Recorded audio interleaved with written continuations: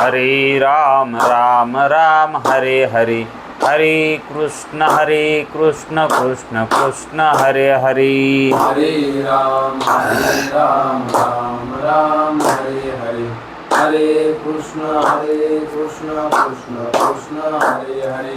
हरे राम राम राम हरे हरे, हरे कृष्ण कृष्ण कृष्ण हरे हरे।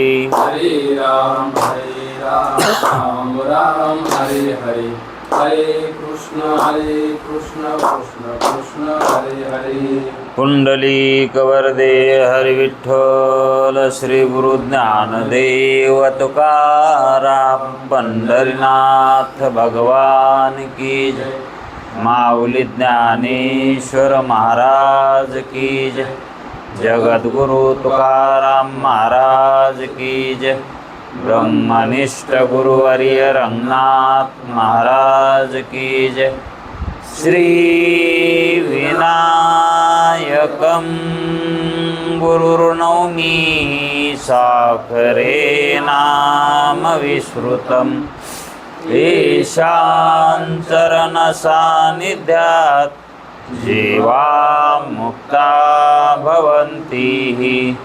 साखरे वंशविख्यातं ज्ञानदानपरायणं, विनायकं गुरुर्वन्दे भवबन्धविमुक्तये। श्रीरङ्गनाथं गुरुराजवर्यं मुमुक्षूणां ज्ञानदानेकदक्षं, प्रभावती क्षेत्रनिवासिनं नमामि वेदान्तविदां वरिष्ठं। पुण्डलीकवरदे हरिविठ्ठल श्री गुरु ज्ञानदेव भगवान की जय। माऊली ज्ञानेश्वर महाराज की जय। जो आनंद सत्य प्रकाश, विभो आणि आधार नाम रूपास, बुद्धी न जाणे आणि जाणे ही त्यास, तो अपार शुद्ध परमात्मा मीची। माझे अपार स्वरूप समुद्रावरती, जणू तरंग ब्रह्मा विष्णू महेश गणपती, सूर्य चंद्र वरुण यम रविती, देवी कुबेर ही तैसेची। जो सर्वज्ञ आणि दयाघन, मुनी हृदयी ज्याचे करीती ध्यान, त्याचे बुद्धी उपाधी करुण, मिथ्या भान मजची माझी होतसे। ज्याच्या अज्ञाने भाषे जगत, जसा दोरीवरी सर्प दिसत, परी दोही ठाई ना सर्प जगत, ते स्वतंत्र आणि स्वयं ब्रह्म मीची आशी। पुण्य पुरुषी सदैव निष्काम, बोध प्राप्ती कारणे भजावा राम, तो मीची आहे आत्माप्त काम। तरी नमन कवना करावे म्या, जयांचे केलिया स्मरण, सकल विद्येचे होय अधिकरण। तेची वंदू श्रीचरण श्री गुरूंचे, ते नमस्कारो न्याता। चल विचार सागर तरंग 6वा, परिच्छेद 68वा।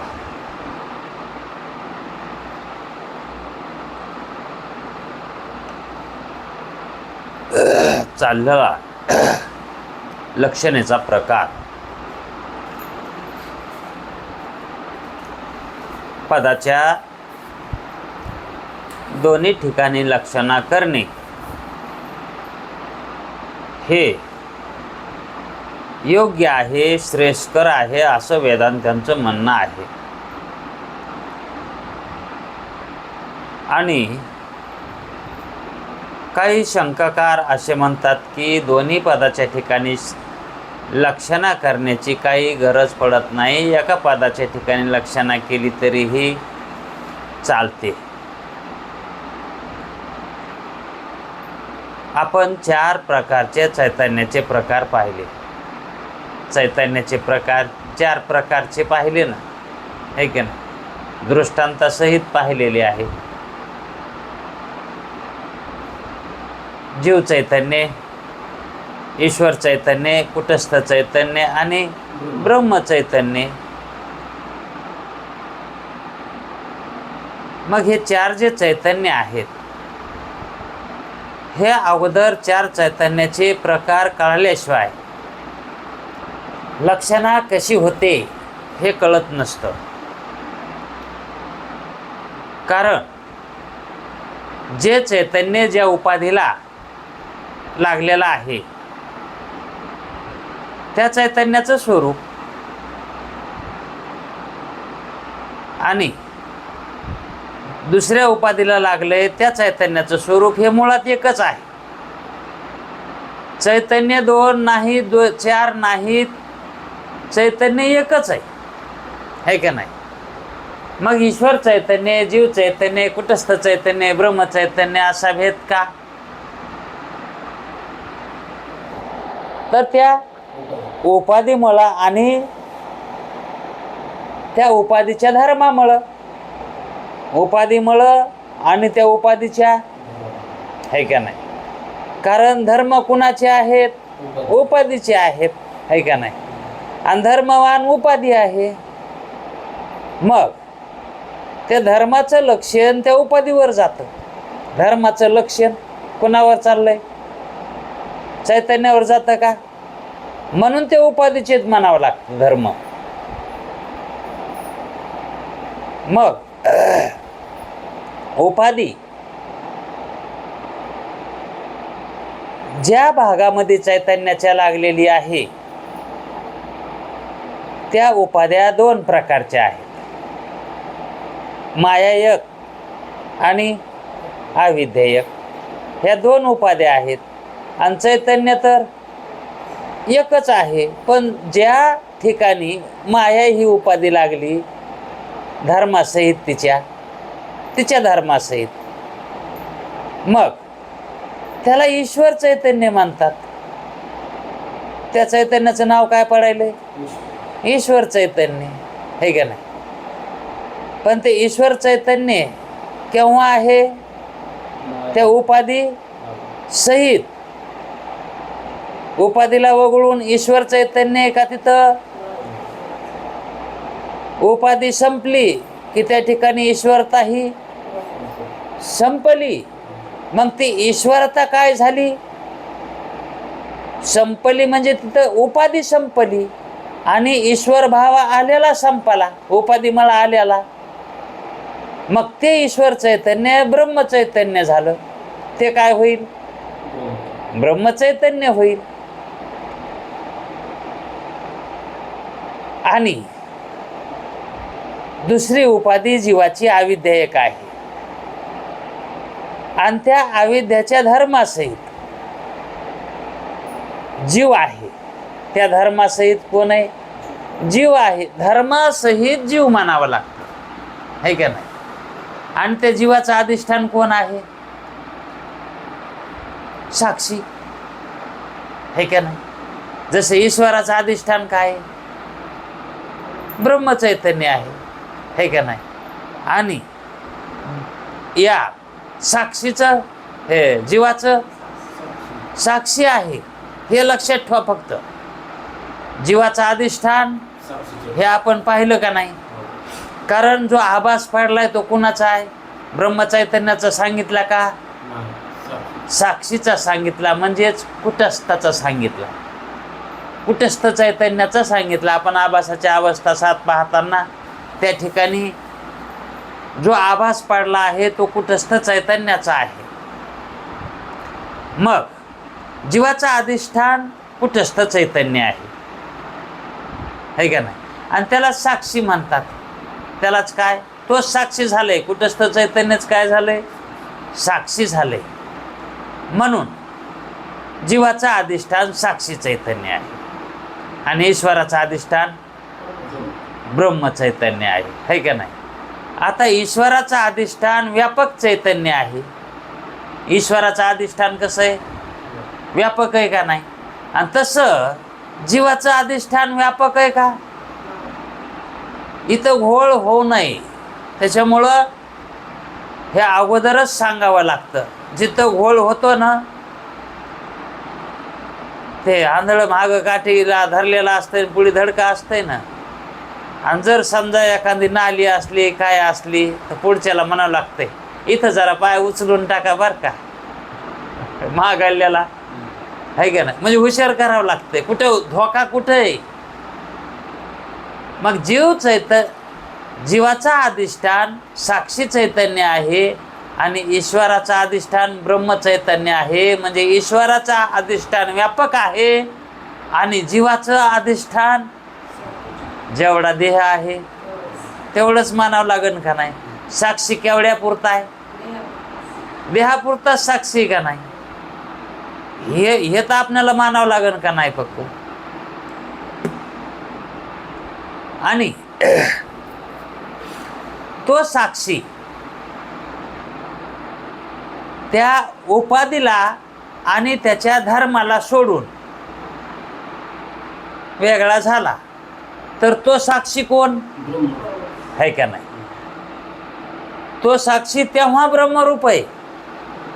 हा, पण जोपर्यंत साक्षीचं साक्षीत्व जात नाही, साक्षीचं साक्षीत्व कधी जातं? त्या आभासाच्या ठिकाणी आलेले बुद्धीचे किंवा उपाधीचे धर्म आहेत ते धर्माचा जोपर्यंत बाध होत नाही, नाश होत नाही, तोपर्यंत साक्षीचं साक्षीत्व जात नाही. साक्षीचं साक्षीत्व कुठं अडकलेलं आहे? त्या उपाधीच्या ठिकाणी असणाऱ्या धर्मामध्ये आणि उपाधीमध्ये आहे का नाही? मग साक्षी ब्रह्मरूप आहे यात काही शंका नाही, पण जोपर्यंत उपाधीमध्ये आहे, सत्य म्हणून उपाधी धरली तर त्या ठिकाणी साक्षी ब्रह्मरूप म्हणता येत नाही, आहे का नाही? भले का तो जरी अकर्ता असला, साक्षी म्हणले अकर्ताच आहे ना, अभोक्ता आहे, तरी पण साक्षी रूपानं तो कसा व्यापक म्हणता येईल का? जरी असला तरी पण व्यापक नाही. मग तो साक्षी संकुचितच मानावा लागेल. साक्षी जेवढा देह आहे तेवढाच मानावा लागेल, है का नाही? मग साक्षीपेक्षा ईश्वर चैतन्य हे व्यापक आहे का नाही? साक्षीपेक्षा ईश्वर चैतन्य. मग ईश्वर केवढा आहे? जेवढी माया आहे, जेवढी उपाधी आहे तेवढा सांगितला का नाही याच्या अगोदरही? ईश्वर केवढा, जेवढी उपाधी आहे त्याची तेवढा. मग साक्षी केवढा आहे का नाही? म्हणजे नियमानं चालायलंय का नाही? हा, मग जीव ब्रह्मरूप केव्हा होईल? एक कथा काय करायची, शास्त्राला काय करायचं? एक कथा करायची. कुणाची? जीवाची आणि ब्रह्माची. जीव ब्रह्म ऐक्य ज्ञान हे करून द्यायचं आहे. कुणाला द्यायचंय? त्याच्यामध्येच काय उत्तर आहे ना वो? जीव ब्रह्म ऐक्य ज्ञान हे याचं ऐक्य करून द्यायचंय. आणि ह्या ज्ञानानं ऐक्य करता येतंय. त्यासाठी काय करावं लागते? लक्षणा करावी लागते. कशाची करावी लागते? वेदानं सांगितलेल्या कशाची? महामंत्राची, महावाक्याची. तत्त्वम अशी या महावाक्याची लक्षणा करावी लागते. मग लक्षणा करावी लागते तर तत् म्हणजे ते आणि तो म्हणजे तू म्हणजे जीवन, ते म्हणजे ईश्वर. मग हे तत् आणि त्वम ह्या दोन पदाचा अर्थ वेगवेगळा आहे. तत्चा काय आहे? ईश्वर. आणि त्वमचा जीव आहे, है का नाही? मग जीवाचे धर्म वेगळे आहेत आणि ईश्वराचे धर्म म्हणजे त्या उपाधीचे धर्म वेगळे वेगळे आहेत, है का नाही? मग हा जो जीव आहे ह्या जीवाला ऐक्य जर करून घ्यायचं असेल ब्रह्माशी तर लक्षणा कशी करावी लागेल? मग जर समजा त्या पदाच्या ठिकाणी दोन्ही अर्थाची लक्षणा जर केली, दोन्ही पदाच्या ठिकाणी लक्षणा केली तर ऐक्य सहज होईल. पण पहिल्याच पदाच्या ठिकाणी जर लक्षणा केली तर काय झालं? आपण काल ऐकलं काय व्हालंय. जर पहिल्याच पदाच्या ठिकाणी लक्षणा केली तर ते पद जीव पदाशी ऐक्य पावायले. ईश्वर पद ब्रह्मपदाशी ऐक्य पावा. आता ते ईश्वर पद ब्रह्माशी ऐक्य पाहून ह्या जीव पदाचं काय काय भलं होणार आहे? हा, मग तत्स्वरूपाच्या ठिकाणी जर लक्षणा केली तर तो ईश्वर जीवरूप आहे, जीव धर्मवान आहे असा त्याच्या ठिकाणी अर्थ निघेल. मग तो तसा अर्थ करून परमार्थ करून तसा जर अर्थ काढला तर काय उपयोग आहे म्हणले? तसा जर अर्थ जर काढून शेवटी आणि मरताना जर तसा जर अर्थ धरला तर तो काय होणार? पुन्हा जीवच होणार ना. मग परमार्थ करून काय उपयोग आहे? डोंगर पोखरला आणि उंदीर गवसाला असंच होईल का नाही? मग उंदीर तर आधीच होता ना, उंदीर तर आधीच होता. मग लक्षणा म्हणले त्या तत्पदाचं नाही, जीवाच्या ठिकाणी लक्षणा करायची. मग जीवाच्या ठिकाणी लक्षणा केली तर काय होईल तेच या ठिकाणी आज समजून सांगितलंय. आता जर असं म्हणेल की ईश्वरवाचक पदाच्या ठिकाणी लक्षणा न मानता ईश्वर पदाच्या ठिकाणी लक्षणा करायची काही गरज नाही, फक्त जीववाचक पदाच्या ठिकाणी लक्षणा मानावी असं जर कोणी म्हणत असेल, तशी मानली म्हणजे महावाक्याचा अर्थ कसा होईल? असा होईल की कसा होईल? त्वम पदाचा लक्ष्य जो जीव चैतन्य भाग आहे, त्वम पदाचा वाच्य अर्थ काय आहे? लक्ष्य. जो चैतन्य भाग जीव पदाचा लक्ष्य, हा जीव वाच्य आहे, है का नाही? आणि लक्ष्य कुठेच आहे किंवा साक्षी आहे. त्या साक्षीच्या ठिकाणी तो सर्व शक्ती, तो साक्षी कसा आहे? सर्व शक्ती आहे, सर्वज्ञ आहे. साक्षी आत्मा सर्वज्ञच आहे ना, स्वतंत्रही आहे, जन्मादी संबंध रहित आहे, जन्म मरणाच्या संबंध त्याला लागत नाहीत. ईश्वर रूपच आहे ना तो साक्षी. साक्षी कसा आहे तो? त्याच्या याच्याकडून जर साक्षीत्वाकडून जर बघितलं तर, चैतन्याकडून बघितलं तर साक्षी कोण आहे? ईश्वर रूपच आहे. या अर्थाच्या ठिकाणी मुमुक्षुने बुद्धीची स्थिती केली, बुद्धीची स्थिती अशा अर्थानं जर केली तर त्यास उत्तम ईश्वर भावाचीच प्राप्ती होईल. त्याला ईश्वर भावाचीच काय होईल? प्राप्ती होईल.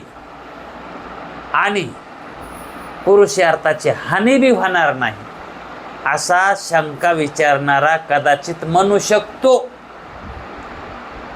आणि त्याचं म्हणलेलं बरोबरही वाटतंय. याच्यात काही चुकल्यावानी वाटायले का? बरोबर वाटायले का नाही? कदाचित कोणी असं मानील पण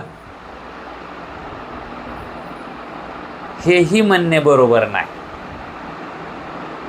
आता अशी का शंका घेतली तर अगोदर परमार्थ करून सफलता प्राप्त होत नाही. परमार्थ करून फळ हातामध्ये काय यायले, जसा पाहिला तो तसा होता तेच यायले, म्हणजे पुरुषार्थाची काय व्हायली, हानी व्हायली.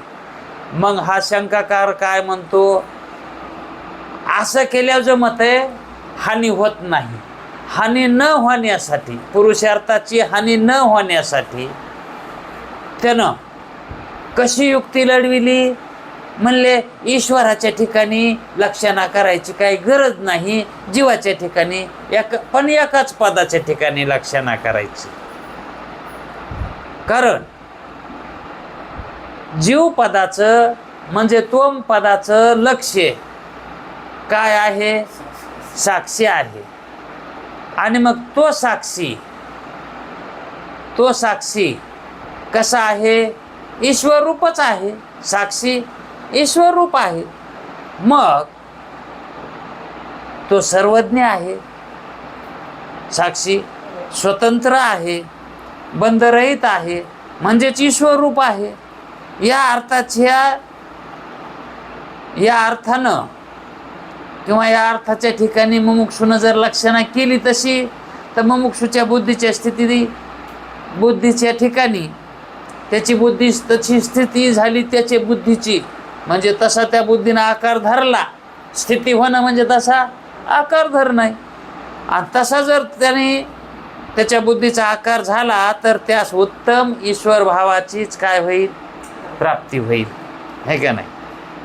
आणि पुरुषार्थाची हानी होणार नाही. आता यामध्ये असं वाटतंय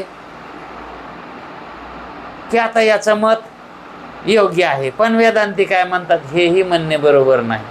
आता कसं बी म्हणलं तरी काय म्हणतात ना, ते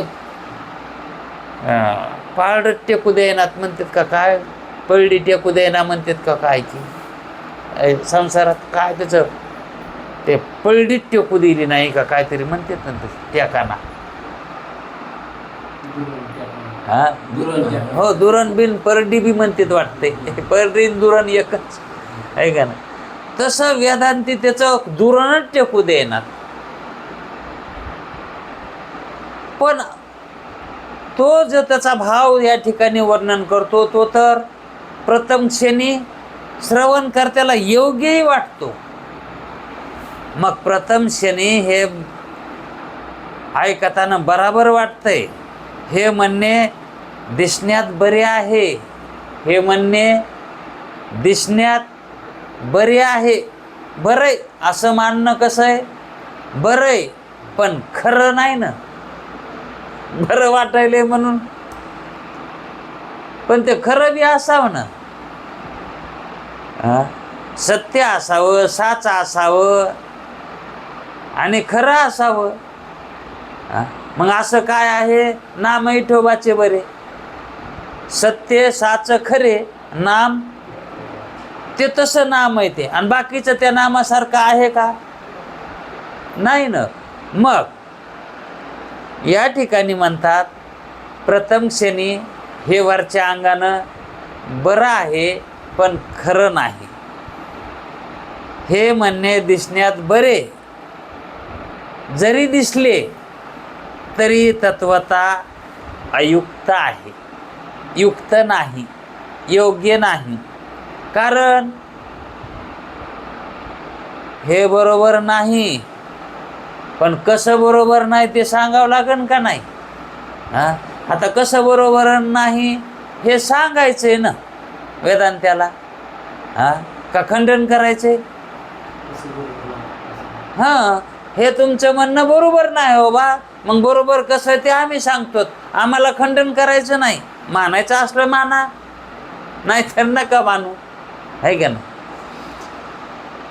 त्वम पदाचे लक्ष म्हणजे जीवपदाचे लक्ष, जो साक्षी लक्ष कोण आहे, जीवाचं साक्षी आहे, तो ईश्वर रूप आहे, तो साक्षी आहे का नाही.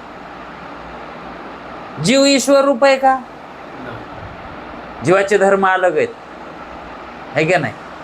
आणि ईश्वराचे धर्म अलग आहेत, मग ते दोघं एक होतील का? नाही. मग जीवाचं लक्ष काय पाहिजे? साक्षी. कारण त्याचं ते अधिष्ठान आहे, है का नाही? आणि त्याच्यावर ते अध्यस्त आहे. ज्याच्यावर जे अध्यस्त आहे का ते त्याच्या अधिष्ठानावरच ते भासत असतं. त्याच्या अधिष्ठानावरच, अध्यस्थाच्या अधिष्ठानावरच ते भासत असतं. मग जीव जो हा आभास आहे हा त्याच्या अधिष्ठानावरच भासायलाय ना, म्हणजे साक्षीवर भासायलाय. साक्षी त्याचं अधिष्ठान आहे. मग लक्ष काय असायला पाहिजे त्याचं, है का नाही? दोरीचं लक्ष काय आहे? सर्पाचं लक्ष काय आहे? दोरी आहे का नाही? कारण त्या दोरीच्या अधिष्ठानानंच सर्पाची तिथे निर्मिती आहे, त्या अधिष्ठानावरच आहे ना. म्हणून त्या सर्पाचं अधिष्ठान दोरी असल्यामुळं लक्ष सर्पाचं दोरी आहे का नाही? मग तसं जीवाचं लक्ष साक्षी आहे आणि तो ईश्वर स्वरूप आहे, ईश्वर रूपच आहे. आता तो साक्षी ईश्वर स्वरूप आहे. कधी आहे? त्या चैतन्याकडून. त्या चैतन्याकडून आहे. जसं चुलत भाऊ येतं, चुलत भाऊ अगोदरचेच येतं, किंवा सख्य भाऊ येतो. चुलत म्हणा की सख्य म्हणा समजण्यासाठी. पण त्यानं एका ग्रहस्थाच्या दोन्ही मुली त्या दोघा भावानं केल्या. मग तिकून सासरवाडीकून जर बघायला गेलं तर हे साडू येतं. हे कसे येतं? साडू येत. आणि एकूण त्याच्या घरून बघायला गेलं तर हे भाऊ येतं. साडू भाऊ आहेत का इकून बघितल्यावर? भाऊ आहेत. मग तिकून जर बघितलं तर ईश्वर आणि साक्षी हे कसे येतं? भाऊ येतं. घरून बघितल्यावर त्याचं घर कोणतं मानायचं? हे का? हा, त्याच्या घराकडून बघितले होते भाऊच येतं. आणि हे कोण बघितल्यावर साडू येते, है का नाही? म्हणून मागे म्हटलं होतं तुम्हाला, जीव आणि ईश्वर हे साडू येतं, पण लक्ष स्वरूपानं. कसं? जीवाच्या लक्ष स्वरूपानं, है का नाही? मग साक्षी ईश्वर रूपच आहे हे म्हणणे योग्य आहे ना?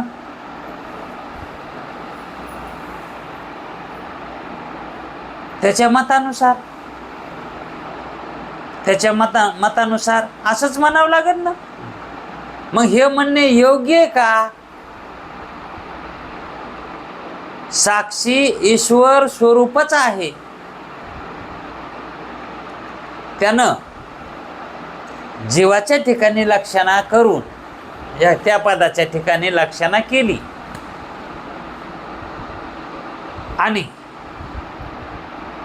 लक्षणा करून त्याला काय वाटलं? जर जीव या त्वम पदाची जर लक्षणा केली तर त्याचं लक्ष काय आहे? साक्षी आहे. आणि साक्षी ईश्वर रूपच आहे. आणि ते कसे झाले? मग ते एकच झाले की ते एकाच सत्तेतले झाले ते दोन्ही. कारण यामध्ये काही धोका तर दिसणार ना ह्या म्हणण्यात त्याच्या. पण हे म्हणणे त्यांचं बरोबर नाही. हे कशामुळं म्हणालेत वेदांती? जरी साक्षी आणि ईश्वर चैतन्य हे जरी एक असले,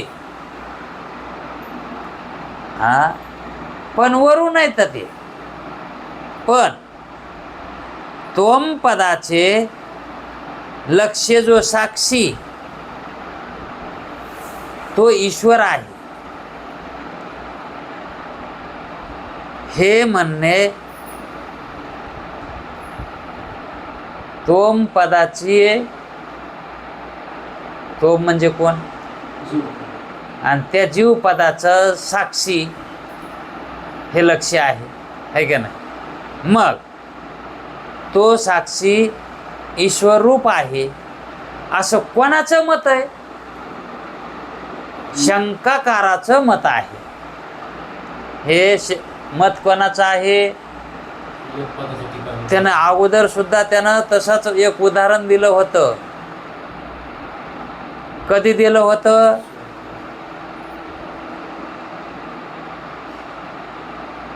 तत्पदाच्या ठिकाणी लक्षणा करता वेळस, है का नाही. तो काय म्हणला होता? शूद्र पुरुष, शूद्र मनुष्य ब्राह्मण आहे का नाही, असंच म्हणला होता. पण ते जमलं का त्याचं? मग तोही तसं आता तसंच म्हणतो, कारण जे जीवाचं लक्ष्य आहे साक्षी, ते साक्षी ईश्वर रूप आहे का नाही. मग त्या साक्षी, त्याचं जे लक्ष्य आहे, जीवाचं जे लक्ष्य आहे, तो कोण झाला? मग ईश्वरच झाला ना. त्याचं काय झालं? मग ते लक्ष झालं. मग एका पदाच्या ठिकाणी लक्षणा केली तर, जीव पदाच्या ठिकाणी केली तर चालत आहे, जमत आहे ना. कारण साक्षी कोण आहे? ईश्वर रूपच आहे. माझं काय चुकायलंय का हो असं म्हणलं तर, असा तो शंकाकार जर म्हणला तर, त्यावेळेस वेदांती म्हणते, हो तुम्ही कुठे चुकायला ते आम्ही सांगतो.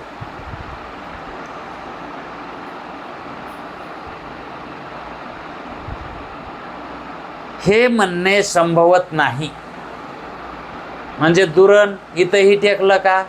नाही. याचा अभिप्राय असा आहे की कसा, तोम पदाची लक्षणा, तोम पदाची लक्षणा व्यापक चैतन्याच्या ठिकाणी आहे. तोम पदाची लक्षणा ही कोठे करायची आहे? व्यापक चैतन्याच्या ठिकाणी करायची आहे. जीवाला ब्रह्मरूपता करून द्यायची आहे. लक्षणा कशी करायची? जीवाला काय करायचं? ईश्वर करायचंय का ब्रह्मरूप करायचे? ऐक्य कशाशी करून द्यायचंय? आणि हे कशाची करायला लागलाय? म्हणून वेदांती म्हणतात, या जीव पदाची लक्षणा जी करायची आहे, तोम पदाची म्हणजेच जीव पदाची लक्षणा व्यापक चैतन्याशी करायची आहे. किंवा जितक्या देशात जीवाची उपाधी आहे, जितक्या देशात जीवाची उपाधी आहे, या म्हणण्याचा अर्थ काय? जेवढं शरीर आहे, जीवाची उपाधी शरीरच आहे ना. जितक्या देशात ते जेवढं शरीर असेल तितक्या देशात जीवाची उपाधी आहे. जेवढं शरीर आहे तेवढी त्याची उपाधी. आणि तितक्या देशाच्या ठिकाणी म्हणजे शरीराच्या ठिकाणी, साक्षी चैतन्याच्या ठिकाणी, साक्षी चैतन्याचे ठिकाणी आहे काय? त्या साक्षी चैतन्याच्या ठिकाणी लक्षणा, जीवाची लक्षणा तितक्या चैतन्याच्याच ठिकाणी आहे ना.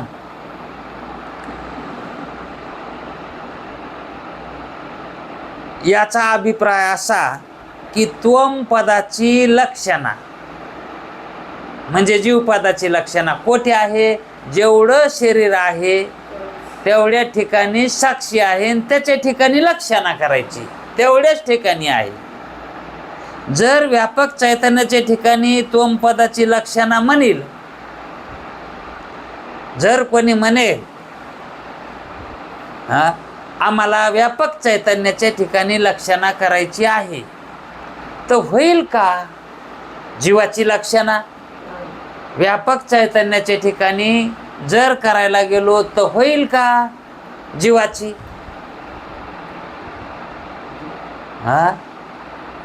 सर्प हा दोरी आहे अशी लक्षणा करायला जमेल का?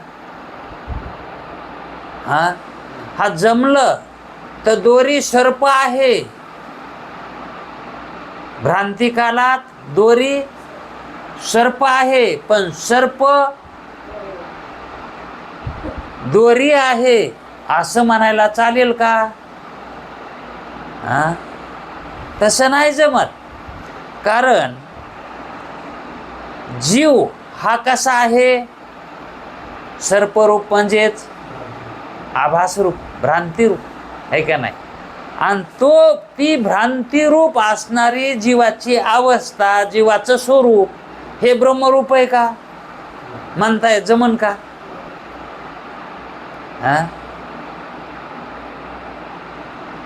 कारण ते सर्प दोरी आहे असं म्हणल्यासारखं होईल. तो सर्प असं म्हणावं लागल. मग म्हणजेच कल्पित पदार्थ, त्या कल्पित पदार्थ कोण आहे? सतरूप आहे असं म्हणावं लागेल. कारण ब्रह्म कसं आहे? सतरूप आहे.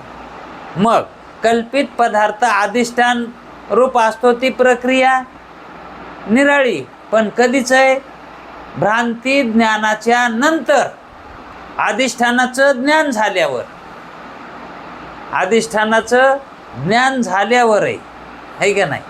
पण ज्या काली सर्पाची प्रतीती आहे त्या कालीच तो सर्प दोरी आहे, तो सर्प दोरी आहे असं ज्ञान कुठे आहे? तवा नाही ना ते ज्ञान. तसं जीव ब्रह्मरूप आहे, जीव ब्रह्मरूप आहे हे ज्ञान जीवाला कुठे आहे? हे ज्ञान जीवाला नाही. मग ज्या काली व्यापक चैतन्याच्या ठिकाणी त्वम पदाची लक्षणा म्हणेल, त्वम पदाची म्हणजे जीवाची लक्षणा व्यापक ठिकाणी जर म्हणेल तर ते घडू शकणार नाही, अशक्य आहे. ते कसं आहे? अशक्य कोटीतलंय, तसं होऊ शकत नाही. म्हणजे जीव ब्रह्मरूप तसा होऊ शकत नाही. आता कसं मग? तसं नाही तर कसं परमार्थ कसं जाणून घ्यायचं लक्षणा करून? तसंच जाणून घ्यायचं वाटायला किंवा आपल्याला. पण वेदांती म्हणते तशी लक्षणा करणं वरून वरून वाटते बरी, पण तसं नाही. आता मेन मुद्दा सांगतात की कसं वाढ आहे त्याच्या म्हणण्यामध्ये. तो म्हणायला लागला तिथं बराबर आहे. आणि हेही कुठे हे मिटवायचं ते बी खरं सांगाना झालेत. अजून काय म्हणतात तर ते अशक्य म्हणतात. फक्त तसं जमत नाही. कारण सांगतात. कसं कारण सांगतात बघा. वाच्या अर्थात असणाऱ्या पदापैकी एका पदार्थाच्या ठिकाणी भाग त्याग लक्षणा होते. दोन्ही पदाच्या ठिकाणी भाग त्याग लक्षणा ही एका पदाच्या ठिकाणी होईल का हो? पद एकच आहे आणि दोन ठिकाणी भाग त्याग लक्षणा करायची. जमेल का? जर त्या वाक्यामध्ये 2 पदं असतील तर त्या दोन्हीची वेगवेगळी लक्षणं करता येईल. पण एका वाक्यामध्ये पद 2 आहेत. पद 2 आहेत, तत्पद आणि त्वमपद. मग त्वमपदाची जर लक्षणं करायची असेल तर त्याची द्वंद्व लक्षणं करायला जमेल का? एकाचीच द्वंद्व. आणि हा कसा म्हणायला लागलाय? मग जीवाची लक्षणं कशावर करायची? लक्ष त्याच्या पदावर, आणि पुन्हा लक्षावर ठेवायची का नाही? जीव ब्रह्म ऐक्य म्हणजे द्वंद्व लक्षणं करावं लागायली का नाही? म्हणजेच साक्षीच्या ठिकाणी बी लक्षणं करावं लागायली आणि जीवाच्या ठिकाणीही लक्षणं करावं लागायली. आणि हे म्हणतात द्वंद्व लक्षणं करणं हे योग्य नाही, वेदाच्या विरुद्ध आहे, शास्त्राच्या विरुद्ध आहे. भागत्याग लक्षणं ही एकदाच करावी लागते. भागत्याग लक्षणं ही पदार्थाच्या ठिकाणी भागत्याग लक्षणं होते, पण पदार्थापैकी एकाच्याच ठिकाणी होते. त्या पदाच्या अर्थाच्या एकाच अर्थाच्या ठिकाणी होते. 2 अर्थाच्या ठिकाणी 2 अर्थाच्या ठिकाणी होत नाही. आता साक्षीचा अर्थ काय? साक्षीचा अर्थ काय होतो? ईश्वर रूप, तसा धरा त्याच्यावर. आणि जीवाचा अर्थ काय? संसारी. मग ह्या दोन्ही पदाची, आता हे दोन पद झाले नाही, साक्षी एक आणि जीव एक. मग ह्या दोन्ही पदाची लक्षणं ब्रह्मरूप करता येईल का एकदाच? पद 2 व्हायलेत ना, ईश्वर हे साक्षी आणि जीव. मग इथं जीवाला काय करायचे? ब्रह्मरूपता प्राप्त करून द्यायची. मग ह्या दोन्हीची एकदाच करता येईल का? मग ते करायला तशी जमल का? तशी जमत नाही ते करायला तसं. कारण काय होतंय? वाच्या अर्थात म्हणजे जीव आणि ईश्वर हे वाच्या अर्थ आहेत ना. मग वाच्या अर्थात असणाऱ्या पदापैकी एका पदार्थाच्या ठिकाणी, एका पदाच्या अर्थाच्या ठिकाणी भागत्याग लक्षणं होते, एकाच्या ठिकाणी होते. जीवाच्या स्वरूपामध्ये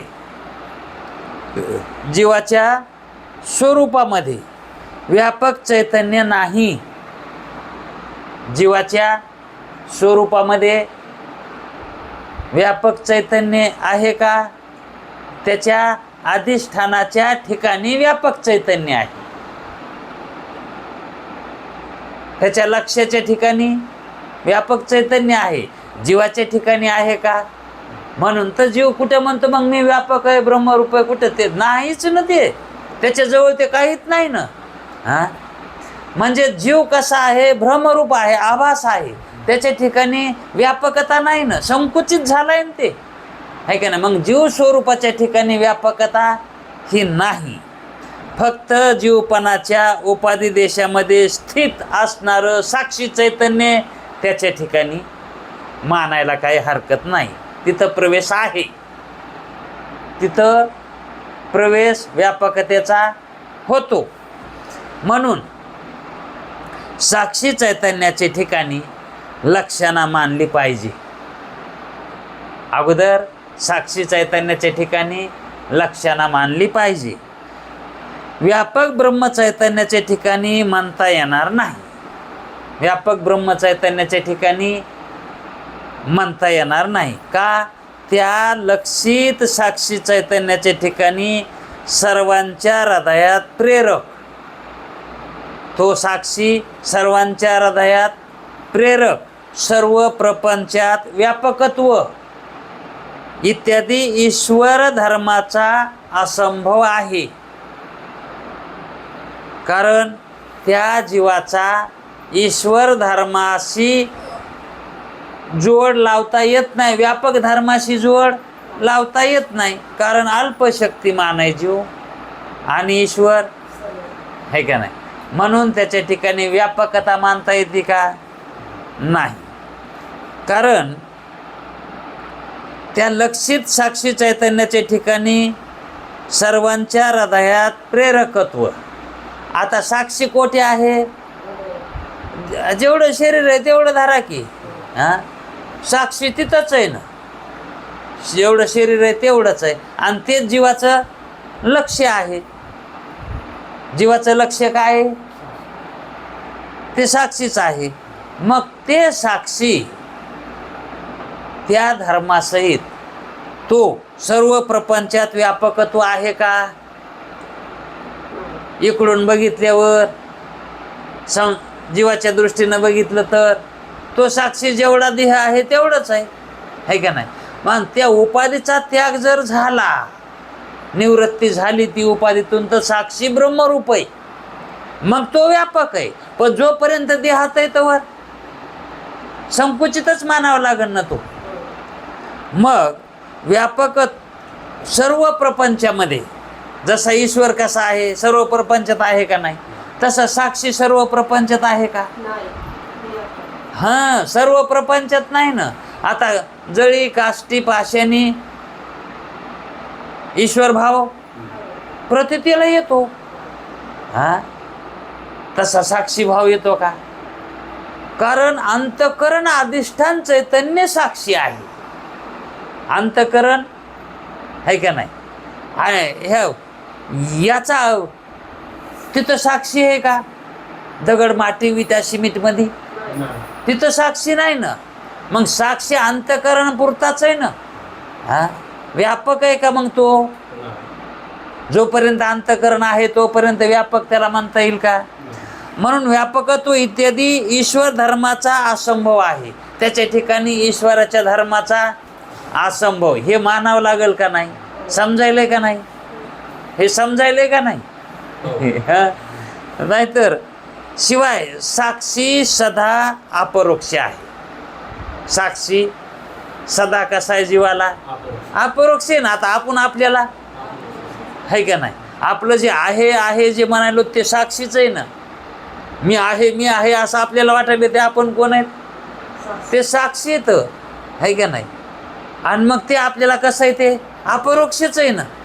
आणि ईश्वर परोक्ष आहे. मग साक्षी अपरोक्षच आहे, त्याच्या ठिकाणी परोक्षतादी ईश्वर धर्माचा अत्यंत असंभव आहे. आपल्याला आपण परोक्ष वाटतो का? मग ईश्वराचा धर्म काय आहे? परोक्ष आहे. हां, मग आपल्याला आपण परोक्ष आहेत का? आपण तर अपरोक्ष आहेत. आणि ईश्वर कसा आहे? परोक्ष. मग धर्म दोघाचे जुळायलेत का? तिथं जुळानात. आणि शिवाय मायारहित हा मेन मुद्दा त्यांचा. शिवाय मायारहित साक्षी चैतन्यास मायारहित साक्षी चैतन्याला माया उपाधी आहे का? नाही. मग तो कसा झाला? मायारहित झाला. मग जे मायारहित असतंय ते ईश्वर असतंय का? मग ते म्हणतात मायारहित साक्षी चैतन्यास माया विशिष्ट ईश्वर म्हणणे अयोग्य आहे. त्याला कसं ईश्वर म्हणावं? मग त्या साक्षीला ईश्वर कसं म्हणावं? कारण ते मायारहित आहे, अविद्यानं युक्त आहे. आणि जरी अविद्या सोडली तरी पण तो मायानं युक्त होईल का? कारण तो कशात आहे? अंतःकरण स्थित आहे. तितक्याच भागाचं तो अधिष्ठान चैतन्य. म्हणून ते ईश्वर समान मानता येणार नाही. आणि ते मानू लागला कोण? शंकाकार. तसं मानू लागला. म्हणून त्यांनी त्याचा अभिप्राय हा मोडीत काढा. म्हणून एक मानता येत नाही. साक्षी आणि ईश्वर हे एक मानता येत नाहीत, है का नाही. कारण व्यापक देशामध्ये साक्षी नाही आणि ईश्वर व्यापक देशामध्ये आहे. आणि त्याची उपाधी ईश्वराची माया आहे आणि साक्षीची उपाधी अविद्या आहे. म्हणून दोघाचे, म्हणून फक्त जीववाचक पदाच्या ठिकाणी लक्षणा, फक्त जीववाचक पदाच्या ठिकाणी लक्षणा मानून साक्षी चैतन्याचा ईश्वराशी अभेद म्हटला. काय म्हणणं त्याचं? फक्त जीववाचक पदाच्या ठिकाणी लक्षणा मानून, तोम पदाच्या ठिकाणी लक्षणा मानून साक्षी चैतन्याचा, म्हणजेच त्या साक्षी चैतन्य, आता जीव कोण झाला? साक्षी, आहे का नाही? मग तशी जर त्या पदाच्या ठिकाणी लक्षणा मानून साक्षी चैतन्याचा ईश्वराशी अभेद म्हटला, ईश्वराचा आणि साक्षीचा अभेद जर म्हटला तर काय होईल? मग काय होईल सांगितलंय. काय म्हणतात बघा वाक्य, हे वाक्य कसं? फक्त जीववाचक पदाच्या ठिकाणी लक्षणा म्हणून साक्षी चैतन्याचा ईश्वराशी अभेद म्हटला.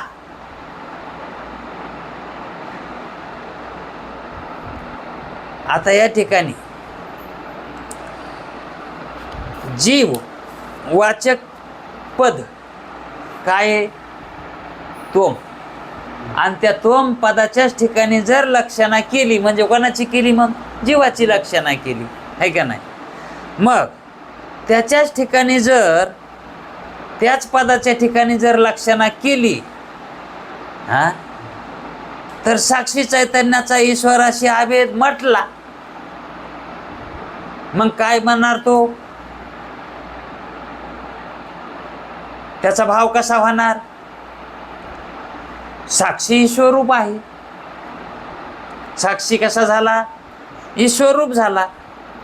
कारण तोम पदाच्या ठिकाणी लक्षणा केल्यामुळं तोम हे पद, ते लक्ष काय आहे त्याचं? साक्षी आहे. आणि साक्षी ईश्वरूप आहे. साक्षी कसा आहे? ईश्वरूप आहे.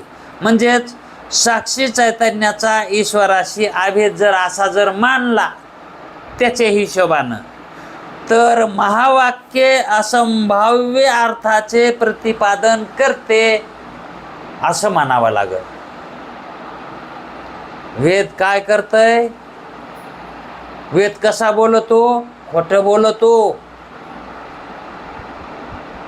जर साक्षी आणि ईश्वर हे एकरूपच आहेत असं जर म्हटलं, असं जर सांगितलं, अशी जर लक्षणा केली, तर म्हणायचं वेद काहीतरी बरळायला आहे, हे खरं सांगा नाही. म्हणून हे वेद वाक्य म्हणता येणार नाही किंवा वेदाचा अर्थ म्हणता येणार नाही असे म्हणणे प्राप्त होईल. असं म्हणावं लागल की वेद असं म्हणायला आहे, पण वेद तसं म्हणत नाही. साक्षी ईश्वर आहे असा कधीच म्हणत नाही. साक्षी आत्मा, साक्षी आत्मा आणि कुटस्थ, तिथं ईश्वर शब्द घातलाय का? पर्यायी शब्द हे 3 आहेत. मग आत्मा, साक्षी आणि कुटस्थ हे 3 पदे एक अर्थवाची आहेत. हे ईश्वराशी संबंध करत नाहीत, कारण ईश्वराची व्यापक सत्ता आहे आणि आत्म्याची जितका देह आहे अंगुष्ठ प्रमाण तुकाराम महाराजांनी सांगितलं. कोणी कोणी असं मानत असेल तर म्हणू द्या, अंगुठ्या एवढाच. साक्षी अंतकरण जेवढं, हृदय जेवढं आहे तेवढं त्याच्याच ठिकाणी, आहे का नाही? आणि कुटस्थ जेवढं शरीर असेल तेवढं ते कुटस्थ चैतन्य, आहे का नाही? कुटस्थ म्हणलं की जेवढं शरीर आहे, जेवढं शरीर आहे तेवढं कुटस्थ चैतन्य मानायचं, आहे का नाही? आणि साक्षी म्हणल्यावर जेवढं अंतकरण आहे, अंतकरणाचा जेवढा भार आहे, जिथं मन, बुद्धी, चित्त, अहंकार आहे तितक्याच भागात त्याला काय म्हणायचं? साक्षी, आहे का नाही? आणि आत्मा हृदयाच्याच ठिकाणी. हृदय म्हणजे विराम माऊली म्हणतात. कसं बरोबर म्हणतात. एक अर्थ आहे, याचा एक अर्थ आहे, पण त्याच्यामध्ये सुद्धा ठिकाण येतं. सर्व शरीर म्हणलं तर कुटस्थ मानायचं आहे का नाही. कारण जरी मनुष्य मेला, त्याचा देह असतो आणि त्या देहामध्ये आत्मा नसतो का. हा, त्याला म्हणायचं कुटस्थ. ते मिथ्याच आहे ना ते, आणि मिथ्याच्या ठिकाणी असणार चैतन्य कुटस्थ आहे का नाही. सर्व शरीराच्या ठिकाणी असतं ते कुटस्थ, अंतःकरणाच्या ठिकाणी असतं ते काय, हा साक्षी, आणि हृदयाच्या ठिकाणी असतं ते आत्मा. म्हणून आत्म्याच्या ठिकाणी असणारं चैतन्य, हे हृदयाच्या ठिकाणी असणाऱ्या चैतन्याला आत्मा म्हणावं, अंतःकरणाच्या ठिकाणी असणाऱ्याला साक्षी म्हणावं, आणि संपूर्ण देहाच्या ठिकाणी असणाऱ्याला कुटस्थ म्हणावं.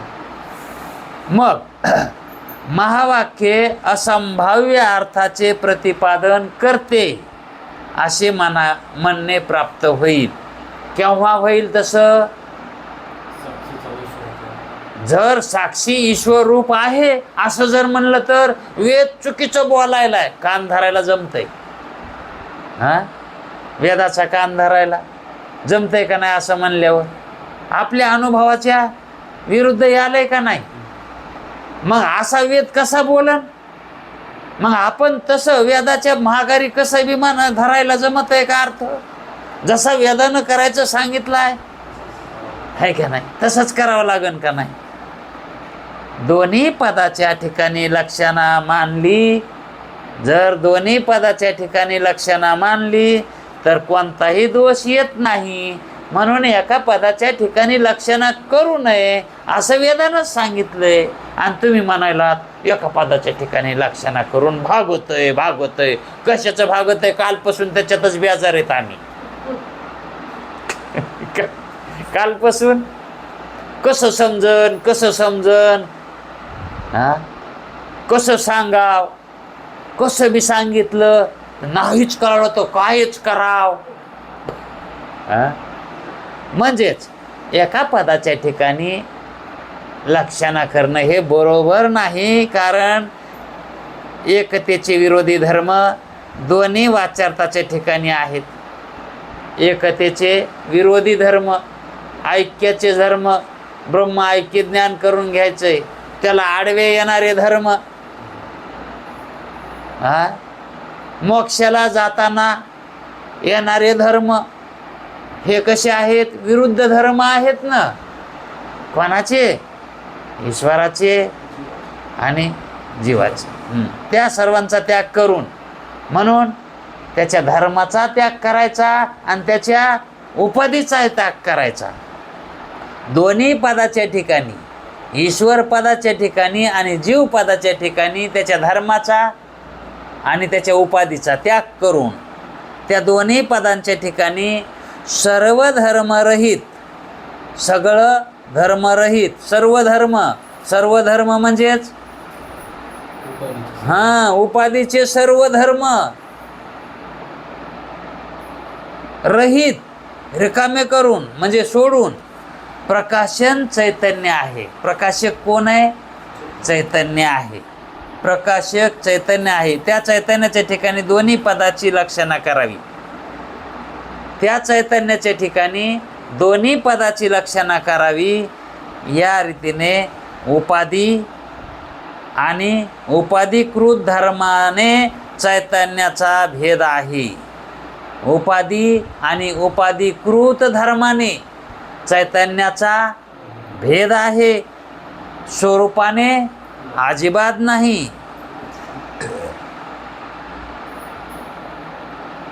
स्वरूपाने अजिबात नाही.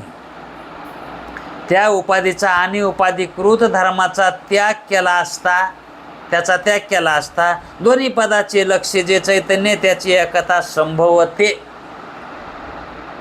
अशी संभवते, तशी एकाची करून संभवत नाही. थोडासा भाग राहिलाय. आणि तेही समजणं महत्त्वाचं आहे. म्हणजे सगळ्याचंच तात्पर्य आता इथून पुढेच येणार आहे. ते समजायसारखं आहे, पण अवघडच आहे, पण समजायसारखं आहे. म्हणून तो भाग आपण थोडा राहिलेला तो उद्या पाहू. टाईम झालाय आणि भाग किचकट असल्यामुळं बुद्धीवर काय होतंय, हा एकानबार काय होतंय, बकोळ पाहुणे आले की स्वयंपाक बकोळ करावं लागतं. सव नसती त्या सुनाला, आली असती नवीनच आणि तिला नसती सव, बकोळ पाहुणे आली तर स्वयंपाक करायचा. मग जाती बाऊ चढून, हा आणि सासू सूड घ्यायचा बघती. सासूचा धर्म काय आहे, सूड घ्यायचा, मांडी घालून बसती, मग स्वयंपाक तिला काय हात लागू देत नाही. मग बुद्धी शाबूत ठेवायची आहे आणि कलूनही घ्यायचा आहे. म्हणून टायमाच्या वर गेल्यावर बुद्धी काम करत नाही. म्हणून थोडंसं जे राहिलेलं आहे ते आपण उद्याच्या वेळात पाहू. कुंडली कवरदे हरिविठ.